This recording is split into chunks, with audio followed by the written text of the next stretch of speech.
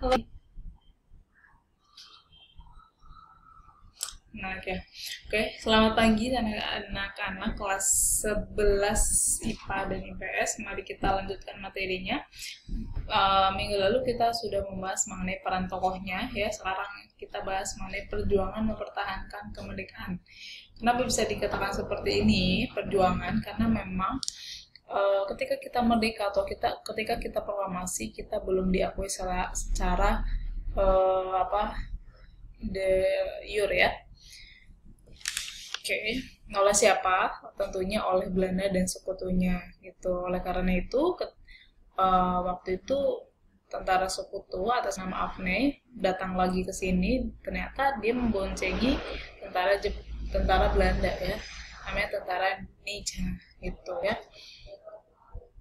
Perjuangan itu memang sulit gitu, ya. Karena memang lakukan berbagai cara melalui cara yang fisik yang akan kita bahas sekarang, dan juga beberapa diplomasi dari Hoge Value sampai dengan perundingan atau konvensi KMB gitu, ya. Peristiwa menyerahnya Jepang kepada sekutu di tanggal 14, kalian bisa dilihat di sini, ya. Wilayah jajahan Jepang itu termasuk Indonesia itu dikerahkan atau dikembalikan pada sekutu gitu, karena Jepang itu menjadi pihak yang kalah gitu dalam Perang Dunia II, ya. Kalian nanti di kelas 12 akan belajar maaf, kemarin udah belajar, ya, tentang Perang Dunia II di semester 1, ya, sejarah peminatan. Kedatangan sekutu membawa orang Nica yang akan menegakkan kembali kolonialisme di Indonesia. Nica ini adalah tentara Belanda gitu. Tujuan kedatangan Belanda untuk menjajah kembali Indonesia membuat rakyat Indonesia itu menentang dengan perjuangan senjata atau fisik dan juga perjuangan melalui diplomasi. Ini yang tadi awal saya katakan. Ada beberapa perundingan, dimulai dari perundingan Hoge Value, walaupun itu perundingan yang gagal, tapi diawali oleh perundingan itu, ya, sampai dengan perundingan KMD yang internasional. Iya, nanti akan kita bahas itu, ya. Tapi untuk hari ini kita akan bahasnya mengenai perjuangan senjatanya. Mungkin minggu depan kita akan diplomasi, ya. Yang pertama, ya, perjuangan senjata itu diawali oleh pertempuran Surabaya 10 November 1945. Jadi kita merdeka bulan Agustus, di November kita sudah mempertahankan kedaulatan, ya. Kedatangan sekutu di Surabaya tanggal 25 Oktober 1945 dipimpin oleh Brigjen Malabi. Dalam pertempuran Jenderal Malabi itu tewas. Sekutu kemudian mengultimatum atau mengumumkan bahwa rakyat Surabaya itu harus menyerahkan senjata sampai pukul 6 pagi tanggal 10 November, tapi ditolak oleh area-area Surabaya. Akhirnya area-area Surabaya itu melakukan perlawanan dengan pembakar semangatnya itu adalah Bung Tomo. Itu kamu pasti tahu, ya. Di Hotel Yamato terjadi insiden bendera, yaitu ada bendera Belanda menjadi bendera merah putih. Jadi ada sebuah hotel yang sekarang namanya Hotel Majapahit, ya. Dulu di era waktu itu namanya adalah Hotel Yamato.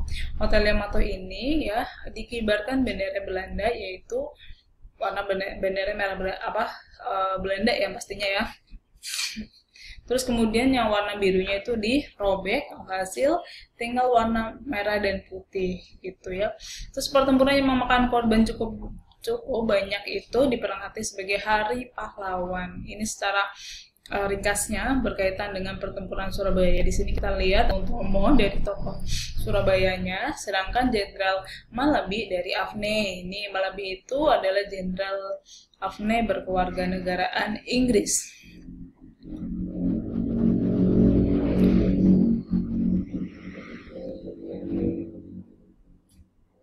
Kemudian Ambarawa di tanggal 12 Desember 1945. Kalau tadi bulan Oktober, sekarang ke Desember, artinya selisih 2 bulanan. Kedatangan sekutu di Semarang. Nih, Ambarawa berarti di Semarang tanggal 20 November dipimpin Brigjen Battle. TKR, Tentara Keamanan Rakyat, tidak bisa masuk sekutu yang mempersenjatai para bekas tawanan perang di Ambarawa. Jadi memang AFNE itu datang ke sini itu misinya adalah yang pertama ya melucuti senjata Jepang, yang kedua adalah memulangkan para tentara Jepang, yang ketiga adalah membebaskan tawanan Belanda atau orang kulit putih yang dulu ditawan oleh Jepang. Nah, ternyata di sini tawanan-tawanan kulit putih atau orang-orang Belanda itu kemudian disenjatai, hasil memicu pertempuran antara orang-orang Ambarawa dengan para pasukan AFNE. Dalam pertempuran ini, Letkol Isdiman gugur tanggal 21 November 45. Tapi kemudian di 12 Desember Sudirman, Kolonel Sudirman dan TKR mengusul sekutu di Benteng Willem selama 4 hari sehingga sekutu meninggalkan Ambarawa menuju Semarang. Jadi pertempuran yang di Ambarawa itu kemudian berhasil dimenangkan oleh pasukan Sudirman walaupun memakan korban ya. Korbannya tadi kamu bisa lihat di situ ada Kolonel Isdiman. Oke, lanjut yang ketiga, ada peristiwa Bandung Lautan Api 23 Maret 1946. Ini udah beda tahunnya, yang tahun lah ya, Maret. Kedatangan sekutu di Bandung tanggal 17 Oktober, jadi udah datang itu di bulan Oktober ya. Saat TKR sedang gencar melucuti senjata Jepang, sekutu meminta agar senjata itu diserahkan pada sekutu. Nah, di sini memulai percurigaan terhadap para orang-orang AFNE. Tapi kemudian oleh orang-orang Bandung itu menolak permintaan dari sekutu. Sekutu mengultimatum paling lambat tanggal 29 November 45 agar kota Bandung itu kemudian dikosongkan, tapi ditolak sehingga sekutu itu mengulangi ultimatumnya di 23 Maret 46. Pemerintah kemudian instruksikan agar kota Bandung dikosongkan, tapi ditolak oleh markas TKR.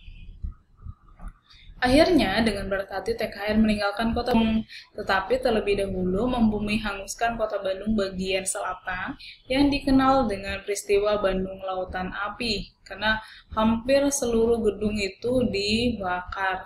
Jadi kenapa tujuannya dibakar? Silahkan kalian cari tahu, nanti ada beberapa soal. Kemudian Puputan Margarana 12 Desember 1945, kedatangan sekutu di Bali tanggal 2 sampai 3 Maret 45. Mereka tuh Maret ya 45. Terus kemudian Belanda membujuk I Gusti Ngurah Rai untuk membentuk negara Timur. Negara Indonesia Timur adalah negara bagian RIS yang terdiri dari pulau-pulau Indonesia bagian timur. Tapi kemudian Bali itu menolak. Belanda menyerang Bali pada 29 November 46 di Margarana. Maaf, kemungkinan saya salah tulis di sini, 46 ya. Nih, 46. Gusti Ngurah Rai kemudian mengobarkan semangat perang Puputan. Perang Puputan itu adalah perang yang habis-habisan demi membela nusa dan bangsa. Akhirnya di Gusti Ngurah Rai bersama anak buahnya gugur sebagai kusuma bangsa gitu ya. Untuk info lebih lanjut, negara Indonesia Timur itu terdiri dari Sulawesi, Maluku, Nusa Tenggara, baik Barat dan Timur, dan Bali tapi Bali menolak ya.